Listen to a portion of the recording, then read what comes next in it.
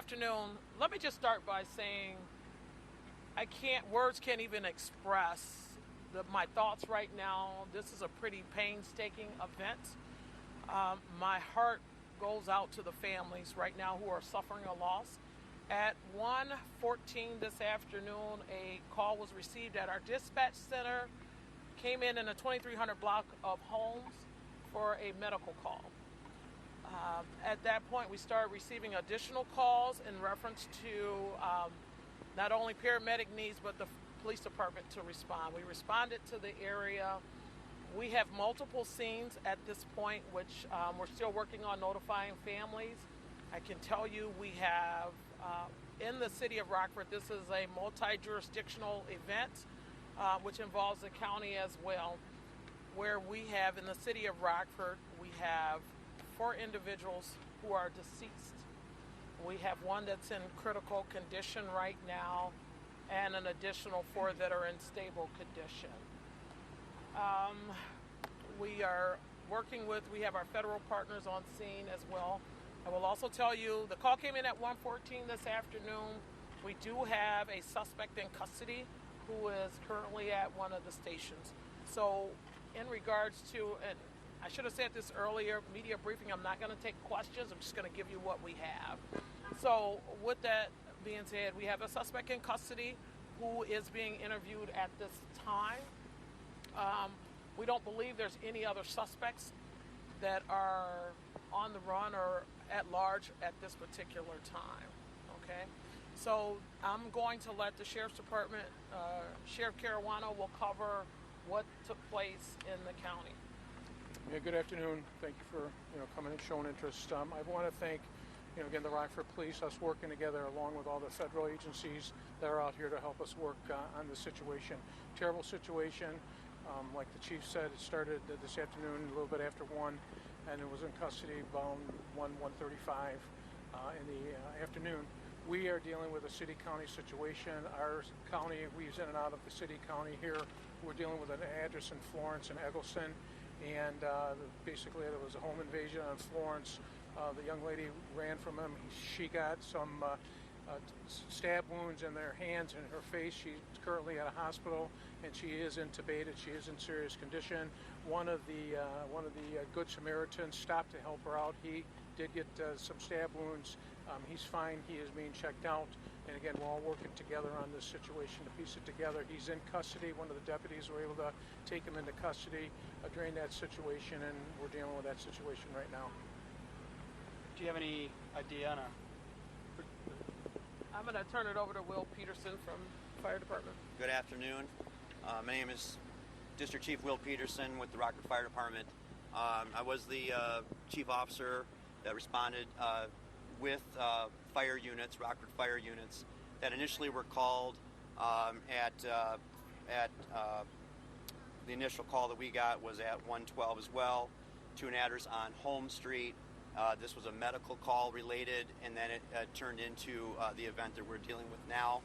I do want to quickly say that the Rockford Fire Department does want to just lend our condolences to those who are dealing with the loss and also the injuries that have been sustained. The fire department in total responded with 4 engine companies and 5 medic units that we did confirm that we had 3 deceased individuals that were checked, and then we also transported 1 critical patient that also then later passed at one of our local hospitals. We then further transported 1 other critical patient that is receiving medical attention at this time, and also 3 other stable patients that were also transported from various spots with the scene that's developed here. So that's been the response for the fire department, and we're here to support the law enforcement event. Are these all stabbing victims? turning over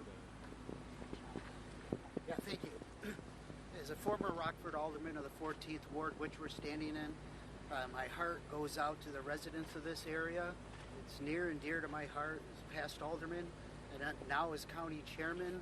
This sense of act of violence and the loss of life in our county has got to stop. We are more than grateful for all the different agencies involved in this area and protecting our community. But again, condolences to the victims, their families, our prayers go out to them. We're doing everything we can to keep everyone safe in our community, but this kind of act of violence is not going to continue to be tolerated, and I want to please let everyone know that the great work that everyone in these agencies, the Rockford Fire, Rockford Police, the Sheriff's Department, all these agencies come together and collaborate to really keep us safe. So again, condolences, and I'll pass it on now. Thank you, Chairman. Name's Tom McNamara. I'm Mayor of the City of Rockford. First and foremost, I think like most Rockfordians, just totally shaken by this act of violence and the impact that it's having now on multiple families' lives. So certainly my prayers are with them as they're just beginning to deal with what will be really difficult days and weeks ahead. A sincere thank you to Rockford Fire, Rockford Police, Winnebago County Sheriff's Department, and all agencies that have helped today, and the quick response that they provided to this really random and senseless act of violence. With that being said, we know we just are reeling as a community off another senseless act of violence come on Sunday evening over at Walmart. So our community's hurting. I will say, in true Rockford fashion, other community partners are stepping up and want to help the families that have been most impacted by this violence and this loss of life. To that end, want to say a thank you to Rockford Public Schools and to Rose Grants. Rockford Public Schools has agreed to graciously open up Flynn Middle School tomorrow starting at 9 a.m. The full hours will be posted on all of our social media sites, but they'll start at 9 a.m. And Rose Grants has offered to provide their expert counselors to be on site to help those individuals and families that have been impacted by this just tremendous loss. Let me finish up by stating there was a quick question and I neglected to inform you. So all of our victims are not stab victims, nor do we have any gunshot victims. So I will add that.